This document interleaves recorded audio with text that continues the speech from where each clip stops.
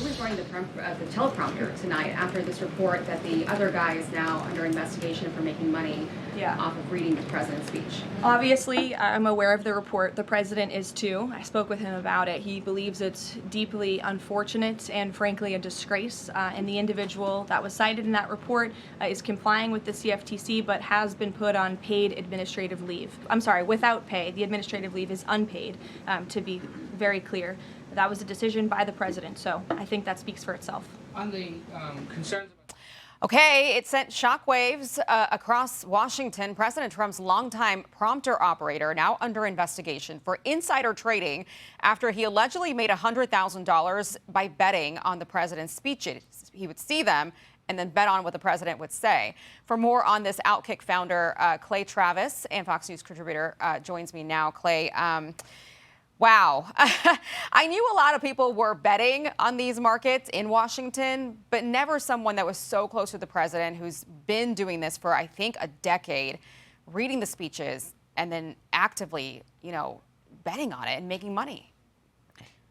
Yeah, I think the challenge here, Aisha, is this is a predetermined outcome that many people would know in advance of the actual event itself, right? So this is different than, say, a sporting event when we've got the World Cup coming up and you don't know what's going to happen at all.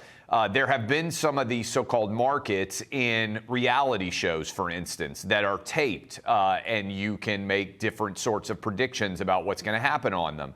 And here, obviously, as you well know, many people get access to the president's speeches before they're actually delivered. Now, to be fair, President Trump goes off the teleprompter quite a lot, so there are many things he says that are not already in that prompter, but this is something that shouldn't, frankly, be allowed. I think it's, to me, a bad market because, again, these speeches are pre-written, and so you have definite knowledge from a wide variety of people, which makes it a hard market to treat as a fair process by which to be putting money down. Kalshi and Polymarket should just get rid of those parts of the market?